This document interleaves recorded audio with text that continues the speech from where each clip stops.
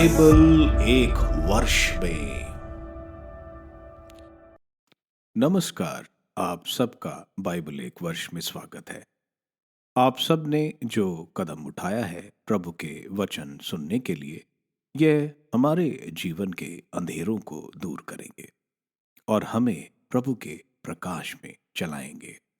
आज हम उत्पत्ति ग्रंथ का अध्याय 25, 26, संतमती का अध्याय 7 और सुक्ति ग्रंथ का अध्याय 2 का 20 से 22 वचन तक सुनेंगे।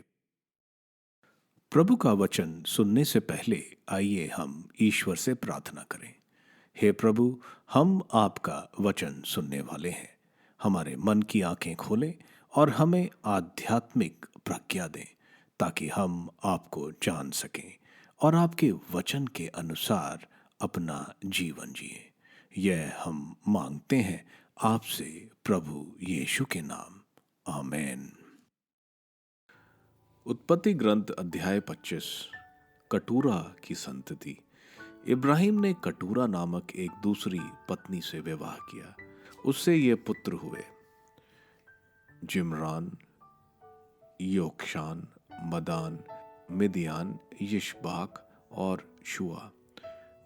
योक्षान के पुत्र थे शाबा और ददान। ददान के वंशज हुए अशूरी, लटूशी और लमी लोग। मिदियान के पुत्र थे एफा, एफेर, हनोक, अबीबा और एल्दावा। ये सब कटूरा के वंशज हैं। इब्राहिम ने अपनी सारी संपत्ति इसहाक को दे दी। अपनी उपपत्नियों के पुत्रों को इब्राहिम ने केवल धन, वस्त्र आदि दिए और अपने जीवन काल में ही उन्हें अपने पुत्र इसहाक से दूर पूर्व देश में भेज दिया। इब्राहिम की मृत्यु। इब्राहिम कुल मिलाकर 175 वर्ष तक जीवित रहने के बाद मरा। सुखी वृद्धावस्था में, अच्छी पकी उम्र में उसका देहांत हुआ और वह अपने पूर्वजों में जा मिला। उसके पुत्र इसहाक और इस्माइल ने मामरे के पूर्व हिती सोहर के पुत्र एफ्रोन के खेत में मकपेला की गुफा में उसे दफनाया। इब्राहिम ने वह खेत हितियों से खरीदा था। वहां इब्राहिम और उसकी पत्नी सारा का दफन किया गया। इब्राहिम को मरने के बाद ईश्वर ने उसके पुत्र इसहाक को आशीर्वाद दिया। इसहाक बहर लय रोई नामक कुएं के पास रहता था। इस्माइल के वंशज। इब्राहिम के पुत्र इस्माइल की, जो सारा की मिस्री दासी हगार से इब्राहिम के यहाँ पैदा हुआ था, वंशावली ये है। इस्माइल के पुत्र के नाम उनके जन्म के क्रमानुसार ये है। इस्माइल का सबसे बड़ा पुत्र नबयोत, फिर केदार, अबेएल, मिबसास, मिश्मा, दूमा, मस्सा, हदाद, तेमा, यटूर, नाफीश और केदमा। ये ही इस्माइल के पुत्र थे। इनके नामों के आधार पर इनकी बस्तियों और शिविरों के नाम पड़ गए और ये 12 वंशों के मूल पुरुष हैं। इस्माइल कुल मिलाकर 137 वर्ष तक जीवित रहने के बाद मरा और अपने पूर्वजों में जा मिला।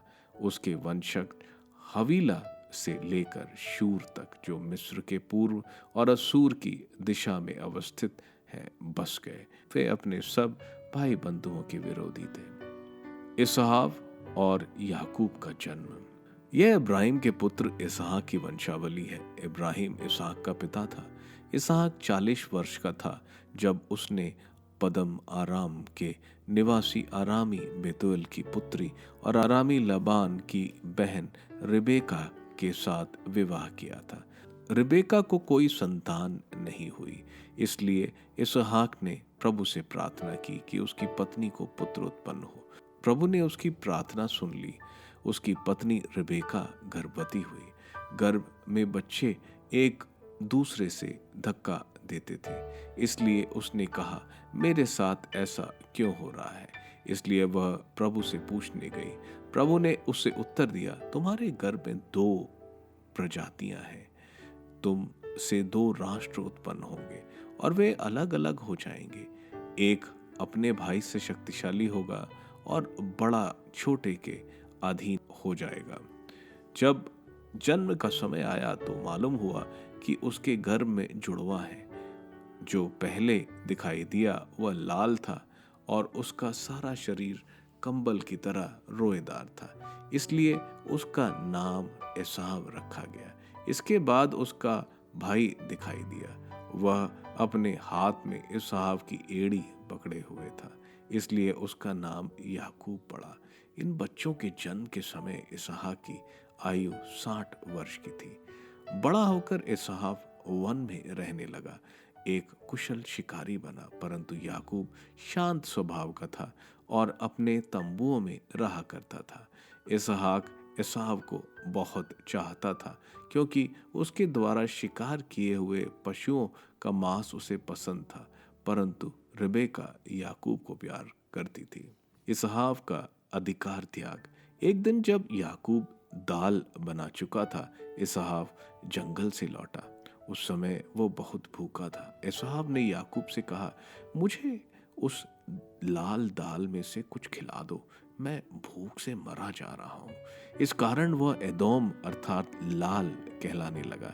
याकूब ने उत्तर दिया, पहले तुम अपने पहलौठे होने का अधिकार मुझे दे दो।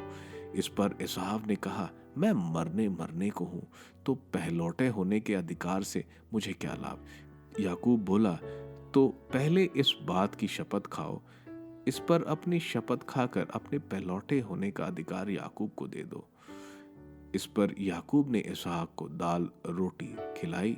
खाने पीने के बाद वह उठकर चला गया। इसहाक ने अपना पहलौठा होने का अधिकार इतना तुच्छ समझा। उत्पत्ति ग्रंथ अध्याय 26। गरार में इसहाक। देश में अकाल पड़ा। यह वही नहीं था जो पहले इब्राहिम के समय में पड़ा था। तब इसहाक गरार देश में फिलिस्तीनियों के राजा अबीमेलेक के पास गया।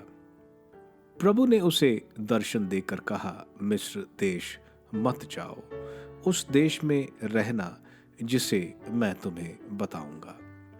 प्रवासी की तरह उस देश में कुछ समय तक रहना। मैं तुम्हारे साथ रहूंगा और तुमको आशीर्वाद दूंगा। मैं तुम्हें और तुम्हारे वंशजों को ये सब देश दे दूंगा, और इस प्रकार मैं तुम्हारे पिता इब्राहिम के सामने की गई अपनी शपथ पूरी करूंगा। मैं तुम्हारे वंशजों की संख्या आकाश के तारों की तरह असंख्य बनाऊंगा।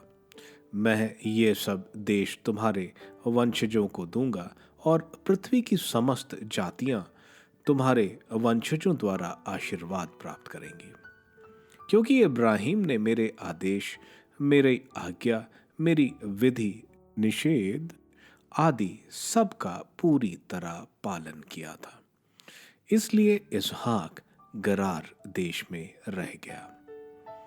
जब इस स्थान के लोग उसकी पत्नी के विषय में पूछते, तो वह कहता, वह मेरी बहन है। वह यह कहने से डरता था कि वह मेरी पत्नी है। उसे भय था कि उस स्थान के लोग रिबेका के लोभ में कहीं उसे मार न डालें, क्योंकि वह रूपवती थी। जब वह बहुत समय तक रह चुका, तब एक दिन फिलिस्तियों के राजा अबीमेलेक ने खिड़की से झांक कर देखा कि इसहाक अपनी पत्नी का चुंबन कर रहा है। इस पर अबीमेलेक ने इसहाक को बुलवाकर कहा, अवश्य ही वह तुम्हारी पत्नी है। तुमने यह क्यों कहा कि वह तुम्हारी बहन है? इसहाक ने उसे उत्तर दिया, मैं सोचता था कि कहीं उसके कारण मेरा वध न किया जाए। अबीमेलेक ने कहा, तुमने हमारे साथ ऐसा क्यों किया? यदि हम लोगों में से किसी का तुम्हारी पत्नी के साथ संसर्ग हुआ होता, तो तुमने हमारे सिर एक बड़ा दोष मढ़ा होता। इसलिए अबीमेलेक ने यह कहते हुए अपने सब लोगों को चेतावनी दी कि जो कोई इस पुरुष या इसकी पत्नी का स्पर्श करेगा, उसे मृत्युदंड मिलेगा। इसहाक ने उस देश की भूमि में अनाज बोया, और उसी वर्ष उसने 100 गुनी फसल काटी। प्रभु के आशीर्वाद से वह धन संपन्न हो गया। आधिकारिक लाभ उठाते हुए वह बड़ा धनी बन गया। उसके यहाँ भेड़ बकरियां, गाय बैल और बहुत से नौकर चाकर हो गए। इसलिए फिलिस्ती लोग उससे जलने लगे, कुओं के विषय में झगड़े। फिलिस्तीनियों ने उन सब कुओं को मिट्टी भरकर बंद कर दिया था जो उसके पिता इब्राहिम के समय उसके पिता के नौकरों द्वारा खोदे गए थे। अबीमेलेक ने इसहाक से कहा, हमारे यहाँ से चले जाओ, क्योंकि तुम हम लोगों से बहुत अधिक शक्तिशाली हो गए हो। इसलिए इसहाक वहां से चला गया और गरार के मैदान में अपने तंबू डालकर रहने लगा। इसहाक ने उन कुओं को फिर से खोला जो उसके पिता इब्राहिम के समय बनाए गए थे और जिन्हें इब्राहिम की मृत्यु के बाद फिलिस्तीनियों ने बंद कर दिया था। उसने उन्हें फिर वही नाम दिए जो उसके पिता ने रखे थे। इसहाक के नौकरों ने घाटी में खोदा और उन्हें उसमें बहते पानी का स्रोत मिला।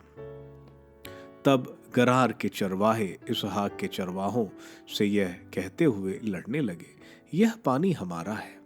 इसलिए उसने उस कुएं का नाम एसेक झगड़ा रखा, क्योंकि उन्होंने वहां उसके साथ झगड़ा किया।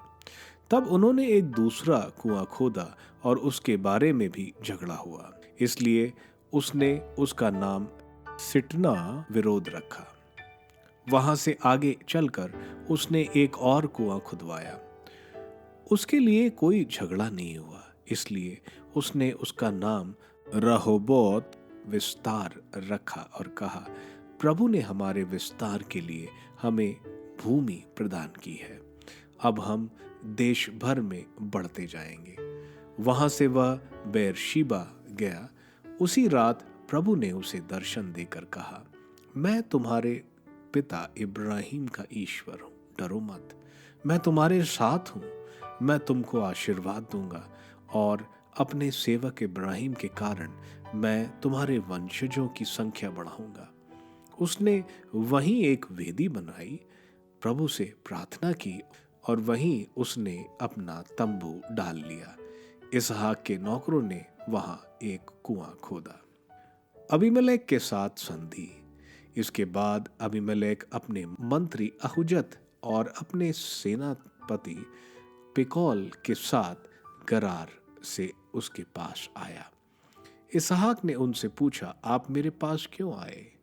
आप लोग तो मेरा विरोध करते हैं और आपने मुझे अपने यहाँ से निकाल दिया है।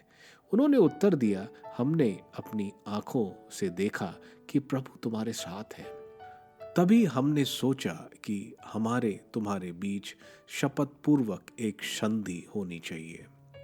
इसलिए हम तुम्हारे साथ संधि करना चाहते हैं। तुम हमें कोई हानि नहीं पहुंचाओगे, क्योंकि हमने भी तुम्हारी कोई हानि नहीं की, बल्कि तुमको शांतिपूर्वक विदा किया था। अब तो तुमको प्रभु की कृपा प्राप्त है। इसहाक ने उन्हें एक भोज दिया और उन्होंने खाया पिया।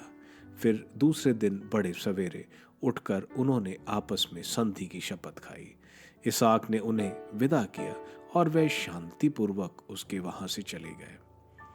उसी दिन इसहाक के नौकरों ने आकर उसे कुएं के विषय में, जिसे वे खोद रहे थे, यह खबर दी कि हमको पानी मिल गया है। उसने उसे शेबा नाम दिया। इसलिए आज तक उस नगर का नाम बेर शेबा है। एसाव की हिती पत्नियां।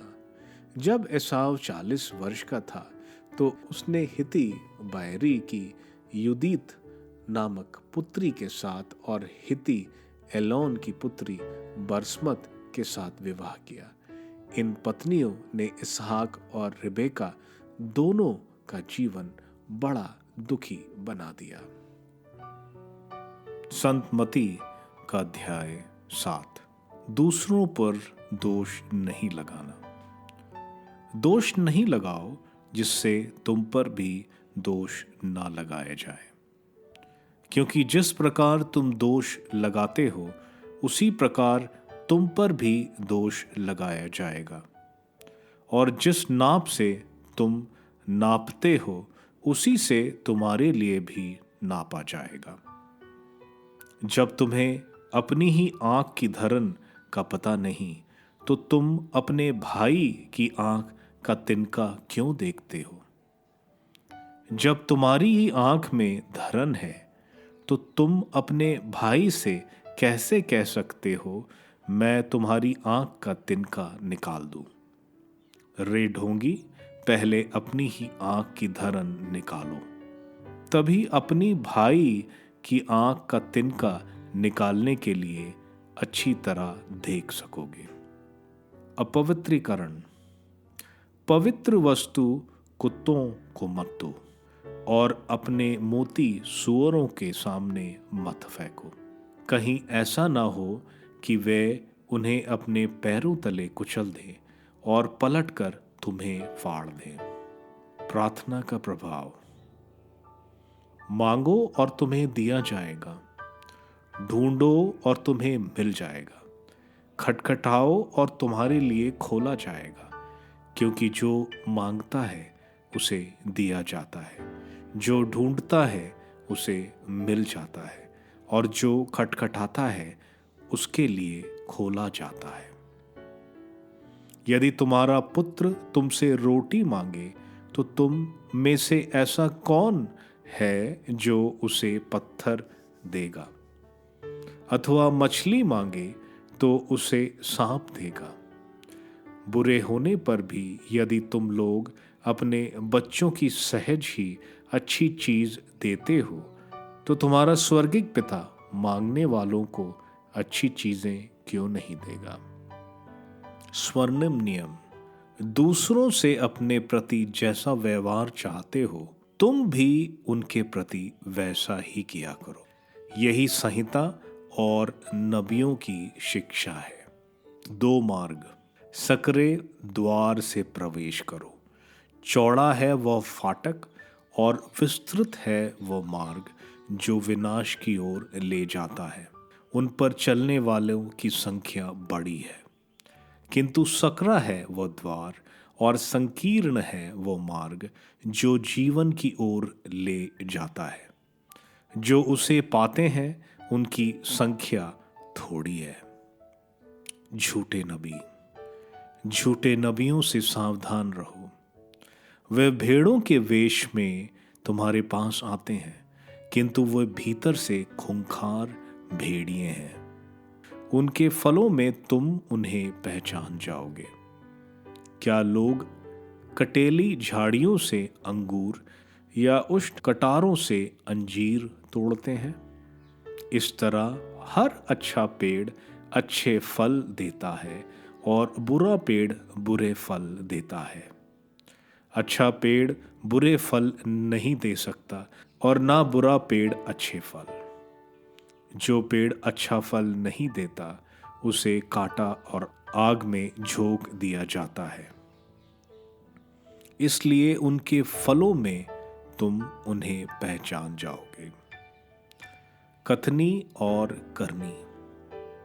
जो लोग मुझे प्रभु प्रभु कहकर पुकारते हैं, उनमें सब के सब स्वर्ग राज्य में प्रवेश नहीं करेंगे। जो मेरे स्वर्गिक पिता की इच्छा पूरी करता है वही स्वर्ग राज्य में प्रवेश करेगा। उस दिन बहुत से लोग मुझसे कहेंगे, प्रभु, क्या हमने आपके नाम लेकर भविष्यवाणी नहीं की? आपका नाम लेकर अब दूतों को नहीं निकाला? आपका नाम लेकर बहुत से चमत्कार नहीं दिखाए? तब मैं उन्हें साफ साफ बता दूंगा, मैंने तुम लोगों को कभी नहीं जाना। कुकर्मियों, मुझसे दूर हटो। चट्टान और बालू की नींव। जो मेरी ये बातें सुनता और उन पर चलता है, वह उस समझदार मनुष्य के सदृश है जिसने चट्टान पर अपना घर बनवाया था। पानी बरसा, नदियों में बाढ़ आई, आंधियां चली और उस घर से टकराई, तब भी वह घर नहीं ढहा, क्योंकि उसकी नींव चट्टान पर डाली गई थी। जो मेरी ये बातें सुनता है किंतु उन पर नहीं चलता, वह उस मूर्ख के सदृश है जिसने बालू पर अपना घर बनवाया। पानी बरसा, नदियों में बाढ़ आई, आंधियां चली और उस घर से टकराई। वह घर ढह गया और उसका सर्वनाश हो गया। जब ईसा का यह उपदेश समाप्त हुआ तो लोग उनकी शिक्षा पर आश्चर्यचकित थे, क्योंकि वे उनको शास्त्रियों की तरह नहीं बल्कि अधिकार के साथ शिक्षा देते थे। सुक्ति ग्रंथ अध्याय 2 वचन 20 से 22। इसलिए तुम अच्छे लोगों के पथ पर चलोगे, तुम धार्मिकों के मार्ग से नहीं भटकोगे। निष्कपट लोग देश के अधिकारी होंगे, निर्दोष लोग उसमें निवास करेंगे, किंतु दुष्ट देश से निर्वासित होंगे, विधर्मी उससे निकाले जाएंगे। उत्पत्ति ग्रंथ के अध्याय 25 में हम देखते हैं सारा की मृत्यु के बाद अब्राहम कटूरा से विवाह करता है, जो उसकी उपपत्नी थी। कटूरा से अब्राहम को 6 पुत्र होते हैं। अब्राहम अपनी संपत्ति इसहाक को देता है और बाकी पुत्रों को उपहार देता है, क्योंकि इसहाक ही ईश्वर की भविष्यवाणी के अनुसार इब्राहिम का उत्तराधिकारी था। इब्राहिम अपने बाकी बच्चों को पूर्व में इसहाक से दूर भेज देता है ताकि परिवार में लड़ाई ना हो। इब्राहिम की मृत्यु 175 वर्ष में होती है और उसे मैकपेला में जहां सारा को दफनाया गया था वहां दफनाया जाता है। इस्माइल भी वहां मौजूद था जब इब्राहिम दफनाया गया। इस्माइल के 12 पुत्र थे। इस्माइल की मृत्यु 137 वर्ष में हुई। प्रभु का आशीर्वाद इसहाक पर रहा। इसहाक के ईश्वर से प्रार्थना पर रेबेका गर्भवती हुई, जो जुड़वे थे। बड़े का नाम एसाव रखा क्योंकि वह काफी बाल वाला था, और छोटा क्योंकि बड़े की एड़ी पकड़ा था उसका नाम याकूब रखा। एसाव से इसहाक प्यार करता था और याकूब को उसकी मां रेबेका।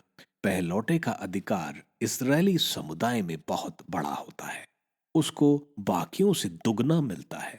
एसाव अपना पहलौठे का अधिकार याकूब को दे देता है क्योंकि वह अपनी भूख पर काबू नहीं कर पाता और सिर्फ खाने के लिए अपने पहलौठे का अधिकार याकूब को दे देता है। अध्याय 26 में हम देखते हैं इसहाक अकाल आने पर प्रभु के कहने पर गरार जो फिलिस्तीन में है वहां जाता है अपने को बचाने के लिए, जैसे अब्राहम ने किया था। रबेका से कहता है कि कोई पूछे तो कहना मैं तुम्हारा भाई हूं।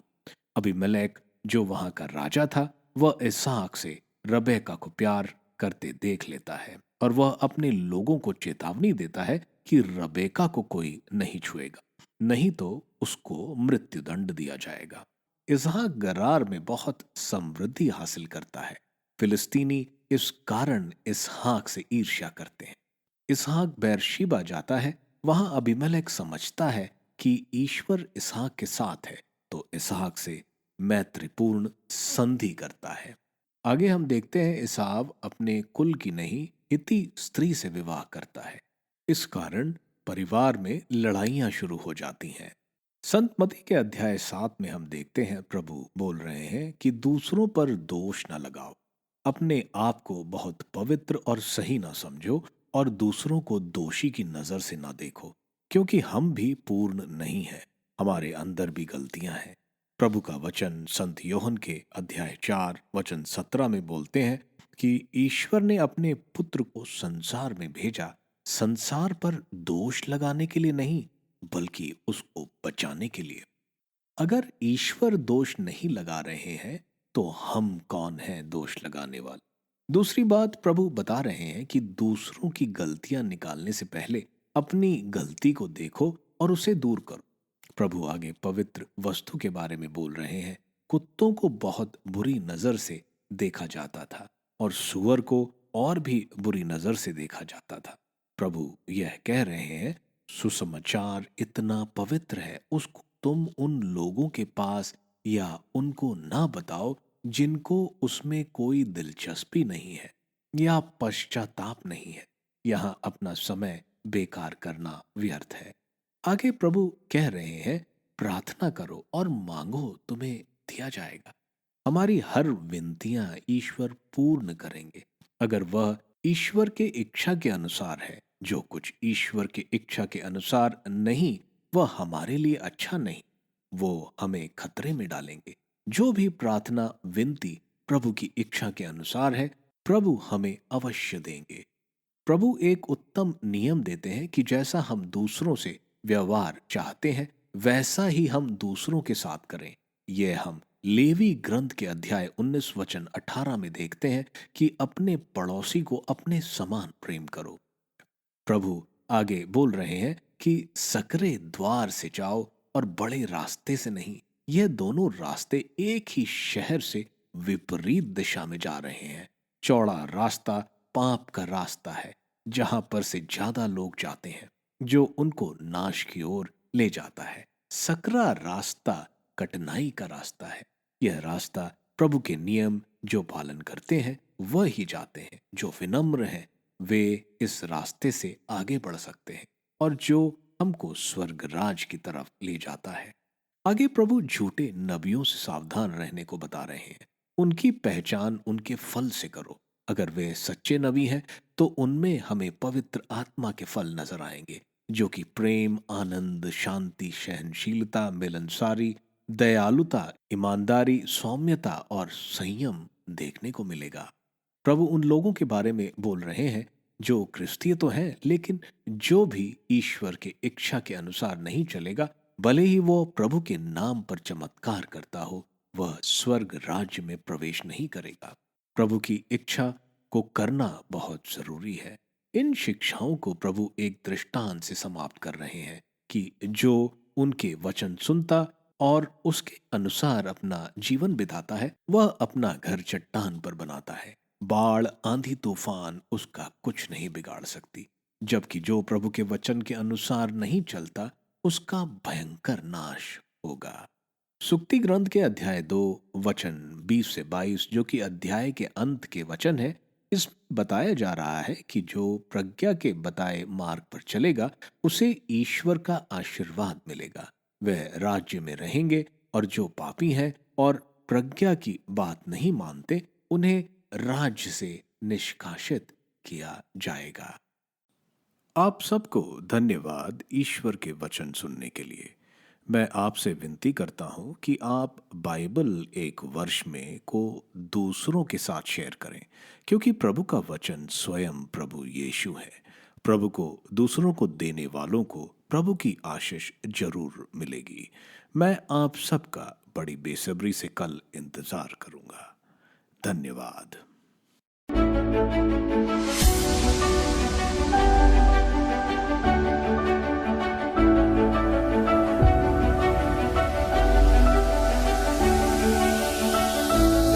बाइबल एक वर्ष में